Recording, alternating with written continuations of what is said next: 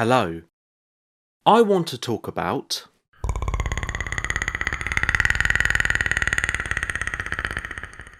the successful and popular action, sci-fi and monster horror franchise that has been going on for nearly 40 years, releasing a total of 9 films, and over the years, the Predator franchise has had its highs and lows. So, in this video, I'm going to review and rank all 9 Predator films, and that is including the 2 unfortunate, disastrous AVP crossover films. Why do I do this to myself? I shall be discussing the films in release order, from the OG Predator film towards last year's Killer of Killers and Badlands. And when I conclude talking about a Predator film, it shall be added to my tier list. Also, this ranking video will be in 2 parts, because, well, I'm sure you can understand why. I just don't like making too much for one video. Anyway, I hope you all enjoy. The original Predator film was released in 1987, written by Jim and John Thomas and directed by John McTiernan. The same filmmaker behind Die Hard, Last Action Hero, Die Hard with a Vengeance, and many more examples. Predator is about a team of commandos on a mission in a Central American jungle. They find themselves hunted by an extraterrestrial warrior. The first installment is a very solid film and a strong start for the franchise. The first aspect I want to talk about is the music by Alan Silvestri. The reason why I feel it's important to discuss first is that you hear it right at the beginning of the film, pretty much like a lot of other films do the same. I love the music in Predator. Silvestri's work is so catchy, suspenseful and cinematic, and it gets you into the film's mood and plot right from the opening credits. One part of the music I love the most is when we hear this anxious beating sound, and whenever I hear it in the film, it always gives me goosebumps.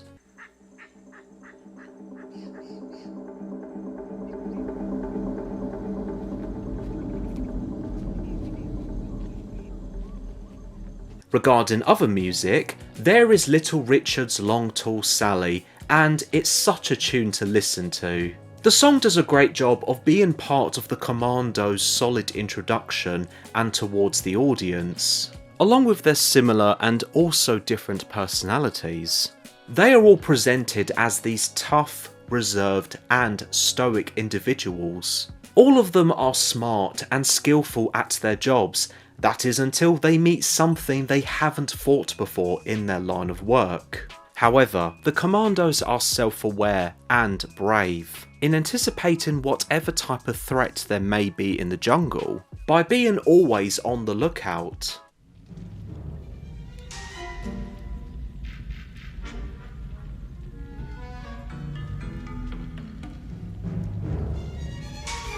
The acting is really enjoyable, from all of the Commandos towards the actor as Anna. Carl Weathers as Dylan and Bill Duke as Mac were both amazing, and they were the standouts to me. Arnold is Arnold, a very good physical actor for the action scenes, but not so good with the more dialogue driven and the emotional scenes. You set us up! It's all bullshit, all of it.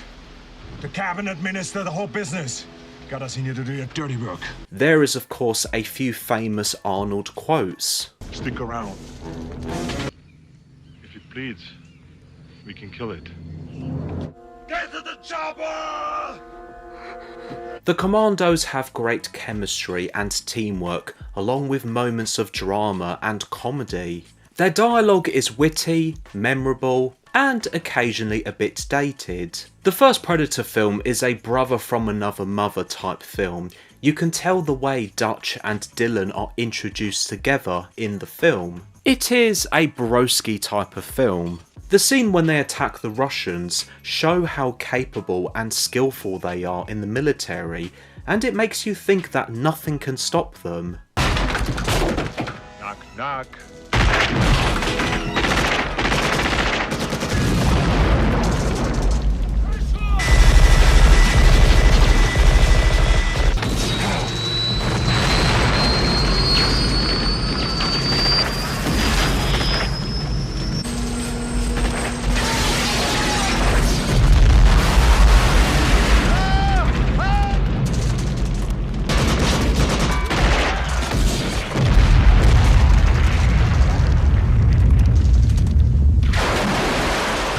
success.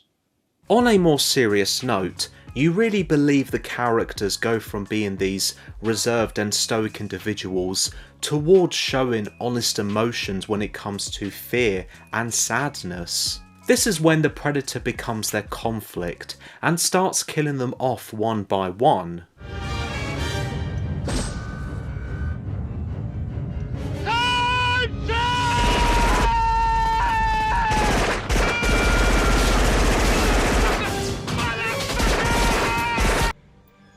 I'm scared, Pancho.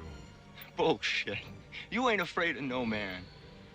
There's something out there waiting for us, and it ain't no man. We're all gonna die. When it comes to this film's central location, you really feel like you're in the jungle with the characters, and this is giving credit to the film's brilliant cinematography and tone. The film does go into a psychological thriller route, showing the psychological effects of being in the jungle, which leads to the team feeling paranoid, isolated and scared of when they're up against the predator, especially at first when it's invisible. I have to give credit to the great close-up shots of the characters' faces and how terrified they look. The film is constantly on the go with its pacing, but you can always keep up with what's going on. It's also suspenseful, and Predator is a film that intentionally takes itself seriously and also non-seriously. There are a couple of effective jump scares. I particularly like this one.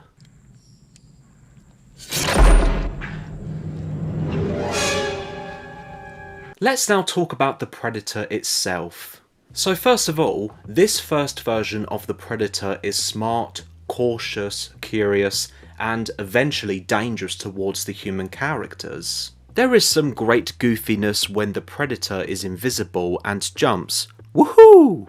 But for the most part, the visual effects still look great and are not dated. There is a great level of detail from the Predator's mask and its POV when it comes to the sound and colours. The way it learns about the team, their emotions, their language, and mimics certain words and reactions, which then pays it off later in the film. There is so much excellent mystery into the Predator's mysterious appearance. Such as the first glimpse of its hand on the dead scorpion, it's so creepy and unsettling. Then, later on, when the Predator is trying to heal its injury, which is another great glimpse into the character when it comes to its monstrous looks and tech. When the film reveals its full costume, it looks so wicked and uncanny. And when the Predator reveals its face, it's creepy, uncanny, disturbing, and...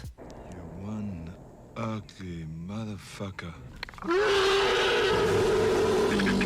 Just before the fun third act finishes, which is when Dutch fights and just manages to defeat the Predator, I love it when it sets the timer to blow itself up, showing that if it has lost and it's going to die, then no one else should remain alive. Along with how iconic the moment is, that evil laugh it mimicked from Billy's laugh, no thank you.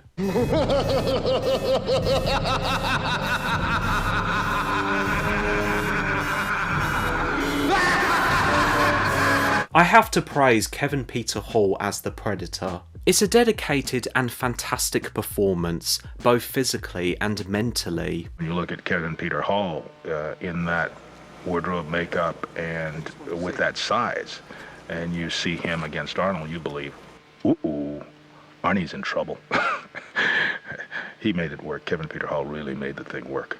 The first Predator film is brutal and gory when it comes to the effects and kills by the Predator and its weapons. From the first great kill of Shane Black's character and towards Billy's death scene, which was at first anticlimactic, but then the film actually pays it off later. The film has a sad ending, as Dutch has lost all of his friends, showing what it's like for someone in the military to lose their friends, and you feel the sadness and loss, but also victory. So yeah, I really like the first Predator film, and I'm confident that a lot of other people do as well. I'm going to put Predator on row A.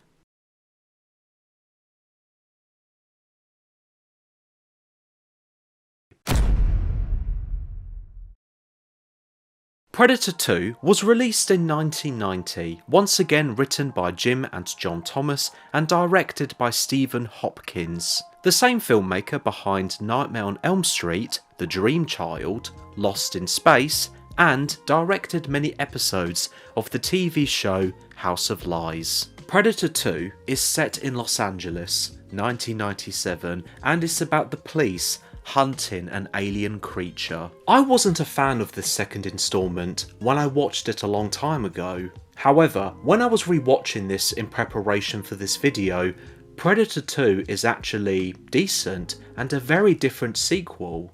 And that's the thing with the Predator franchise, they're all different films. After the first film, they could have done a Friday the 13th when they go back to the same location and do the same thing over and over again. But no, it is funny when Predator 2 begins with a gotcha towards the audience, expecting that we might be in the jungle again, but nope, it's a city this time. LA, baby. Predator 2 feels bigger and busier than the previous film, as we are in a bigger location, crime has gone through the roof in LA, and there are so many more characters. In a lot of the scenes, there is always something crazy going on, either in the foreground or background. It's like an average day in Gotham City. When I was rewatching these specific scenes, it was honestly a lot to take in, as I was so used to watching the previous film at one location. One of the main reasons why crime has gone through the roof is there is an intense drug war going on, whilst a predator is going around LA and killing gangs and cop members.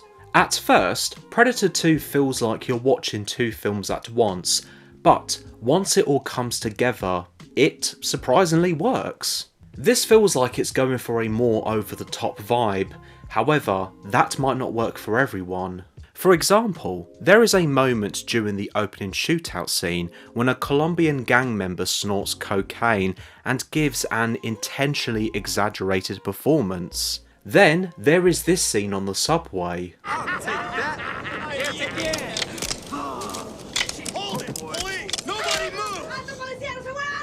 Ah, America. It all feels self-aware and intentional. It's a very 90s film, and Predator 2 seems to be going for a crime, drama, action, and mystery feel with some dark comedy. I do find the pacing with Predator 2 to be rushed. Like the previous film, it's always on the go, but this is on the level where, again, I was finding it a lot to take in, and also it was difficult keeping up. But then, when the film gets to the third act, it does start to slow down, but this is on the level where it starts to drag, and I start looking at the time. This sequel does have lots of fun action and kills, such as the crazy opening shootout scene with the Colombian drug cartel and the cops. Once again, the Predator delivers some solid and gory kills, along with graphic dead bodies. To get in some specifics, there is the scene with King Willie, who is the leader of a Jamaican voodoo posse, who has just met with our protagonist of the film, Mike Harrigan, played by Danny Glover. Harrigan is there to gather information on the mysterious killer, and then afterwards when he leaves, the Predator unexpectedly turns up. When the Predator appears, it's a really well made scene. The way it's presented of being invisible, walking on water towards King Willie, it's very unsettling and later darkly funny. In my opinion, it becomes darkly comedic when this happens.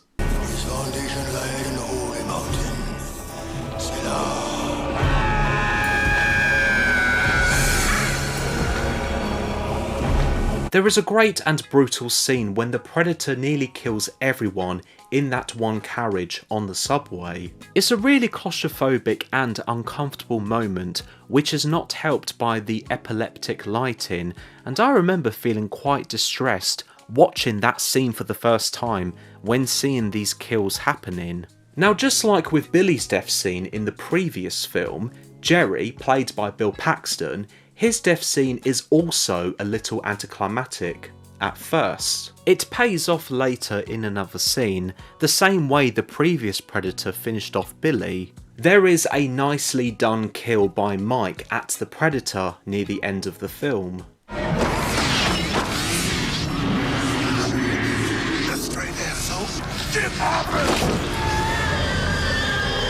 My favourite kill in Predator 2 is Peter Keyes, played by Gary Busey.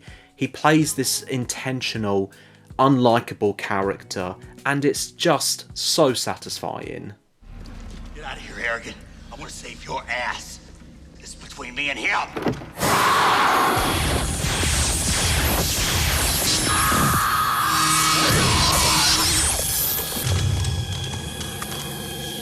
Danny Glover does a pretty good job as Mike Harrigan, a tired and stressed out cop who has to bend the rules to get answers and cares very much about solving these mysterious murders to protect the city and its people. Like Danny Glover in the Lethal Weapon franchise, he's also very funny. In Predator 2, there are these occasional funny moments by Glover's character.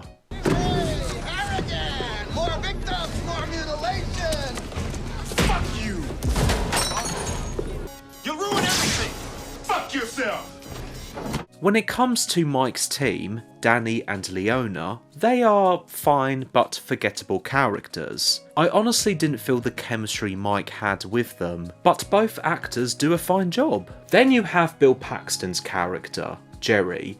He's probably the most interesting and fleshed out one out of the four characters.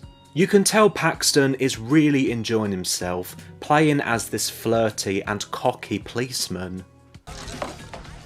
Now, if you'll excuse me, Lieutenant, I got some serious police work to attend to. Come to Pop. Man, I miss Bill Paxton. King Willie, his Jamaican gang, and their voodoo are curious and also ruthless. You know, you guys really ought to cut down. Peter Keyes and his DEA team are again intentionally unlikable and sometimes a bit cartoonish, but as Predator 2 is already over the top, it doesn't matter. Lions, the tigers, the bears. Oh my.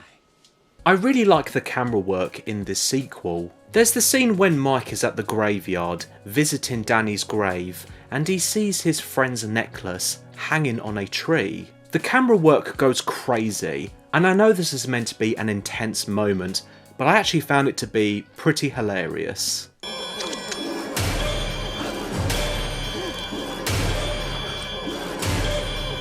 There is the shot when the Predator is on a clock tower building and is holding its spear up, along with a human skull and spine. It's so cinematic and iconic. Like the first film, Predator 2 is also a quotable film. Here are a few examples. A fucking alien. It's all right, I'm a cop. I don't think he gives a shit. You are one ugly mother. Motherfucker. The music by Alan Silvestri is once again catchy, suspenseful and cinematic, and again, that beat-in sound gave me the goosebumps.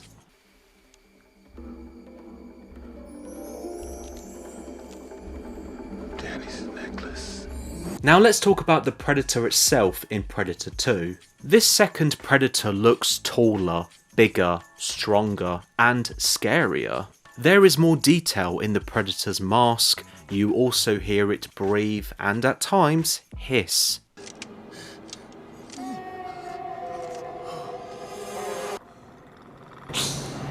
There is also more detail of the Predator's tech when it's been injured, and it shows a different but interesting way of trying to heal itself. Creepy and gross stuff. I just wanted to mention the visual effects of when the Predator is invisible.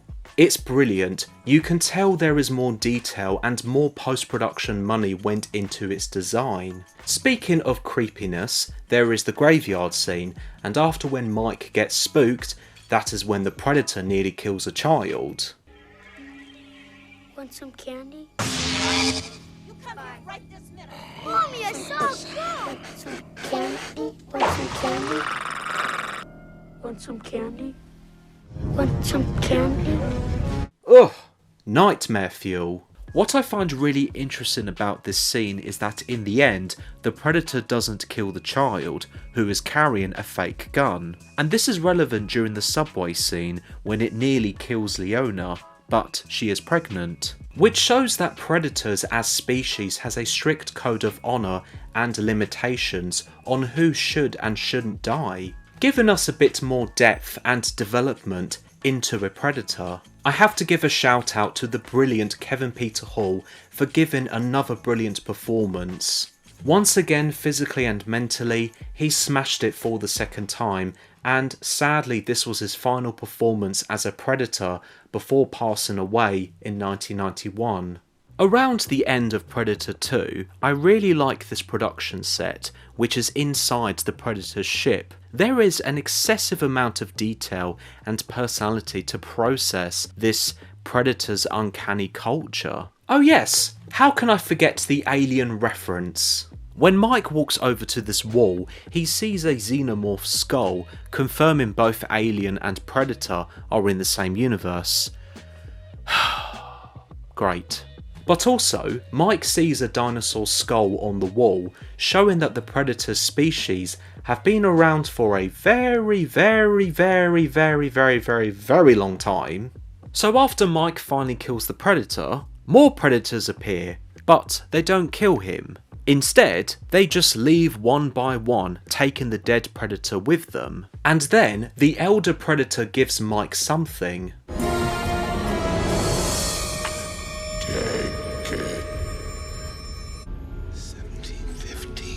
Some audience members might feel a bit confused of why Mike has been given this pistol, but based on my interpretation and research, it shows that the Predators have respect for Mike. By achieving the victory of killing one of their own, the 1715 pistol is shown as a prized trophy for Mike. So in the end, the Predators fly off and away from LA, and Mike saves the city and its people. A positive and curious ending from Predator 2, leaving an open mind for the audience to interpret of what Mike just experienced. So yeah, after rewatching this sequel, I like Predator 2. It's a decent second instalment. I'm going to put Predator 2 on row B.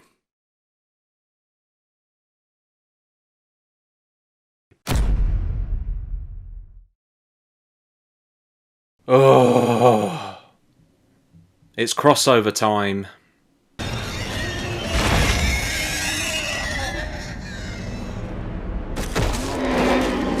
Alien vs Predator was released in 2004, written by Dan O'Bannon and Ronald Shusett, who created the Alien characters. The film was also written by Paul W.S. Anderson. Anderson, a very well-known figure in the industry, also directed the film, and has directed many films, including Event Horizon, Death Race, The Three Musketeers, Pompeii, and of course, the Resident Evil franchise. Ooh, that's a lot of crap there. Alien vs Predator is about an archaeological expedition on Buyuvatoya Island in Antarctica, where a team of scientists find themselves caught up in a battle between the two legends. Soon, the team realise that only one species can win. It's Alien versus another alien. When I was younger, I actually enjoyed Alien vs Predator, the polar opposite of Predator 2, but in prep for this video, I had a different reaction. On paper, Alien vs Predator is interestingly ridiculous, but in the end, this was so boring and ridiculous. On a writing level, this all felt so random, and it doesn't feel like the script had a plan in place. Before I go further, I just wanted to apologise for my lack of effort and enthusiasm when I talk about AVP. This is due to how lame the film was to me. To talk about the heavier stuff first, there is this exposition dump set in ancient times. When the Predators came to Earth, they taught humans how to build, and the Predators themselves become gods. And there would be humans sacrificing themselves to the facehuggers to breed the Predator's prey, and they would intentionally fight against the xenomorphs to prove themselves worthy of carrying their mark. and then eventually it all got out of hand.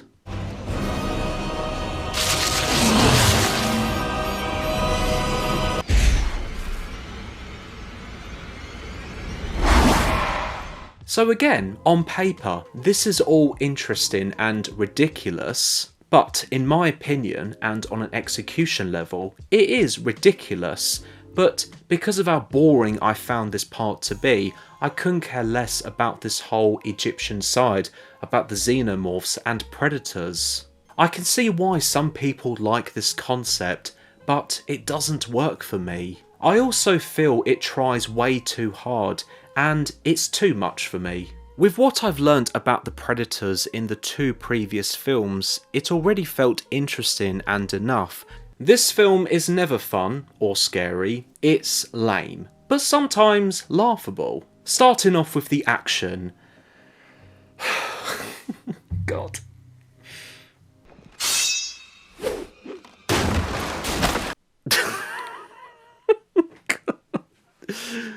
Brilliant. Oh wow, so cool! Not. What? There are some bad fake jump scares. Lex! No one goes anywhere alone. The kills are never effective and never memorable.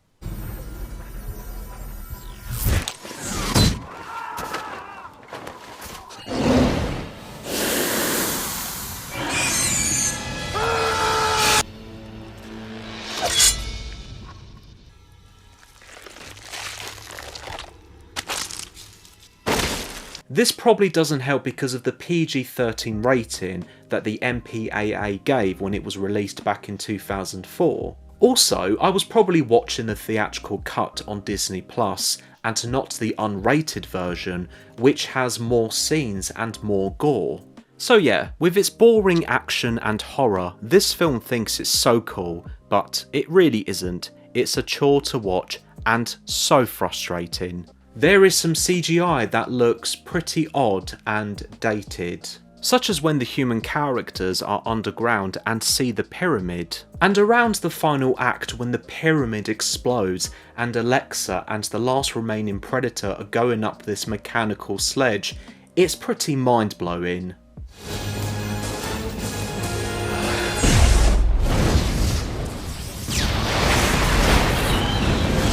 There is some poor editing in Alien vs Predator, for example when a xenomorph and predator are fighting, and my problem with this is how it's aggressively shot with so many quick cuts. How am I meant to find this fun? The dialogue feels so on the nose and bad. It's not choose, it's chosen. Only the chosen ones may enter. It's a good thing we brought the experts. Well, yeah, it is a good thing, because this is like finding Moses' DVD collection. This whole thing was a trap. Without us, there could be no hunt. It's a bomb. Well, I hope it kills every fucking one of them. Every human character has their obvious type of expertise for the type of mission they're on. You've got the billionaire, his men, the scientists, the engineers, and the environmental guide. And they are all so one-dimensional. They are also all forgettable, and really, whether you like this or not, they're just there to be killed off. Once someone got killed off, I had already forgotten them as a character. Let's now talk about the predators. In my opinion, these versions of predators all look lame, also pretty laughably not scary when the last predator does his face reveal to Alexa. When the film shows the inside of a predator's ship, it looks soulless and not interesting, and their mask's POV looks awful. Also, the predators in this film sound like lions. I'm not kidding.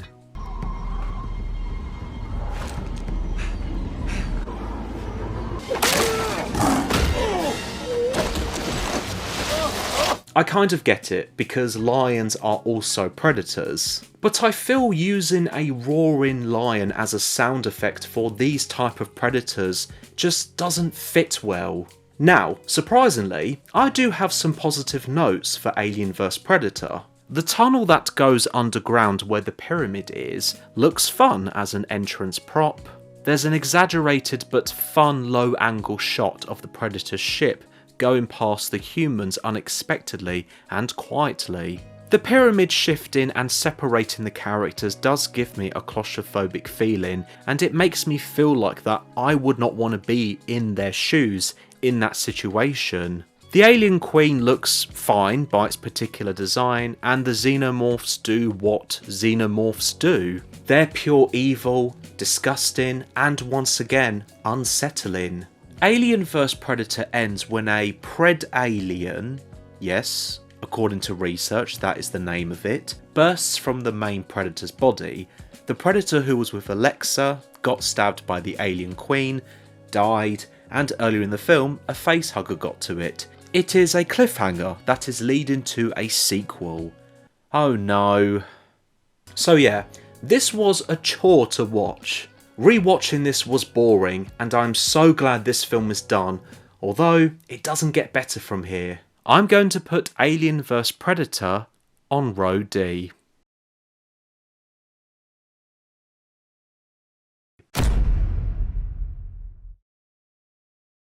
Aliens vs Predator Requiem.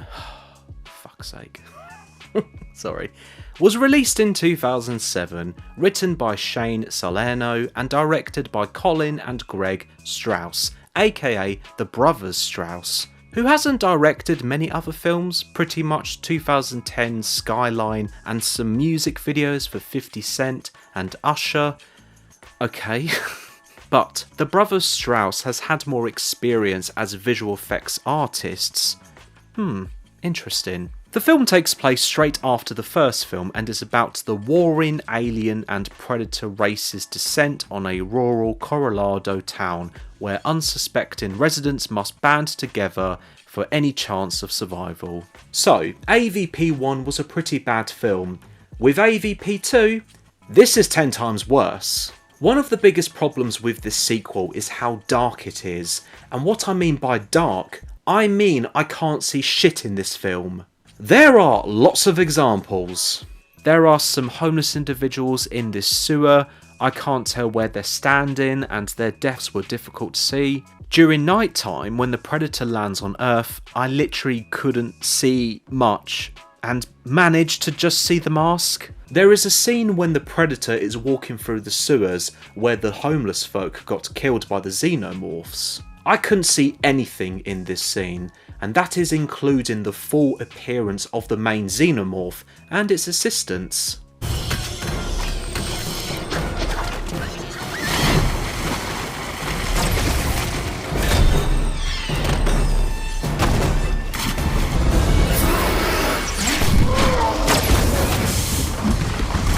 Later on in the film, it gets worse when the power goes off.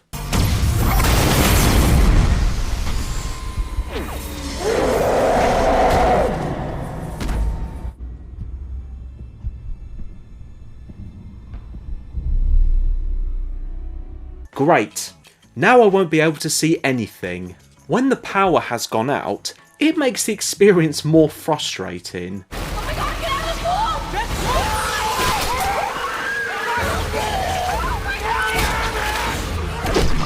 There are scenes with the one predator fighting and killing some xenomorphs. Couldn't see shit.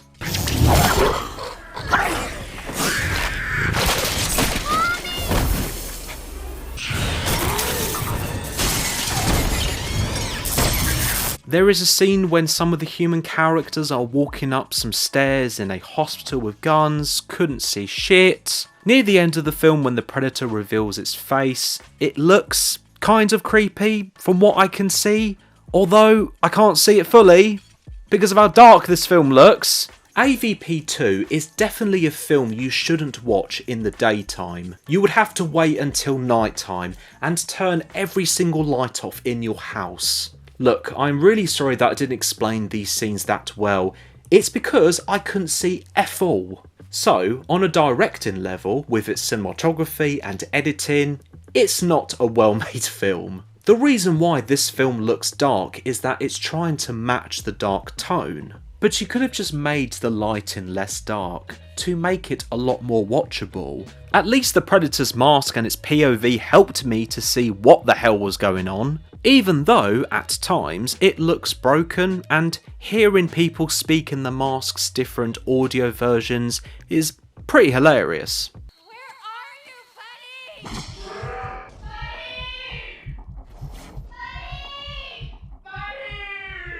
Another problem with AVP2, and this is partly because of how dark it looks, it is to do with the action and horror. It's never fun or scary, and whenever human characters gets killed off, it's so poorly shot and edited. For example, there is a scene when some xenomorphs kill some soldiers.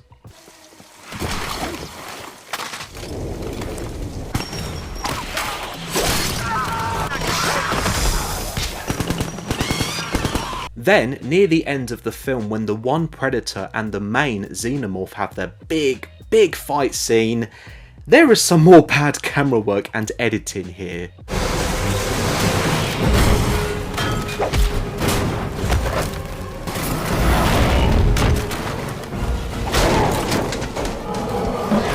With the dark look and the bad camera and editing work, it's a pretty frustrating experience. And also, it's miserable. The story feels all over the place, jumping to so many locations, and it's all rushed and repetitive. The acting is wooden, checked out, and sometimes pretty bad. Hey, Ricky, what the hell are you doing here? Hey, something came after us. I don't know what happened. What do you mean something came after? We ran all the way here. Slow down. What came after I don't know. Where were you? We were at the school. Her stomach, it was gone. She's dead. She's dead. Hey, people are dying. We need guns.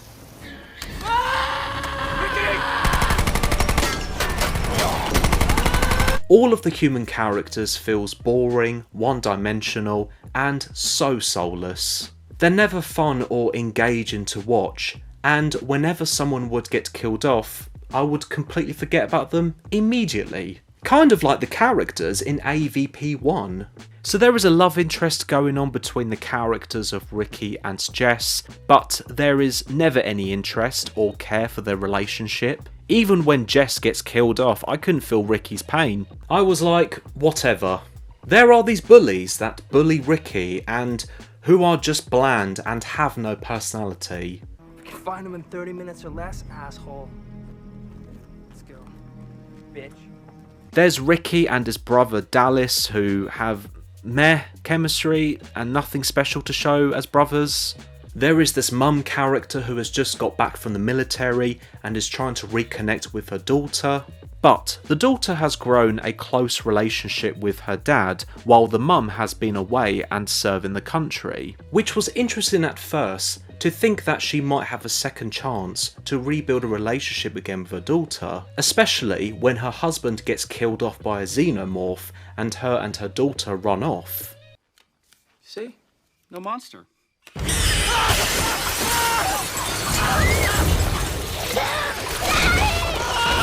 But unfortunately, it doesn't pay off later in the film. There is never a one-to-one moment of the mum and daughter having a second chance together. The only thing that happens is near the end of the film, after the town gets nuked by the government and the remaining human characters have escaped via helicopter, they crash and all of them survive. Later on, when they are all found by some government soldiers, the daughter asks her mum if the monsters have gone. And she's like, they're gone.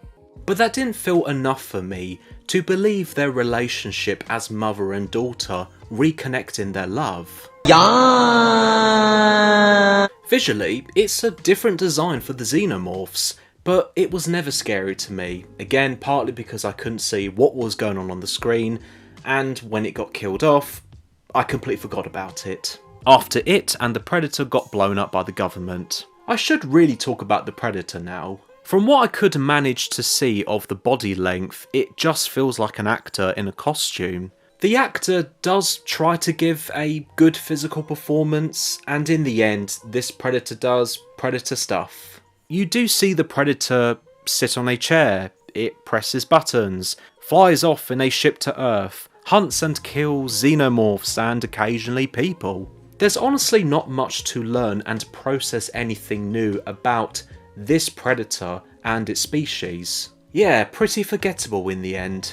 AVP2 ends when the government have gotten hold of a predator's weapon and they show it to Miss Yutani, and it leads to nowhere, as AVP3 got cancelled because of the previous film's bad box office results and was not well received by both the critics and audiences, making it anticlimactic and pointless. So yeah, Aliens vs Predator Requiem is 10 times worse. And Aliens vs Predator Requiem is going on row F. F this film. Ugh, I feel drained from talking about these two crossover films. So, I think it would be best for me to go lie down on my bed and recharge. Yeah, that doesn't sound like a bad idea.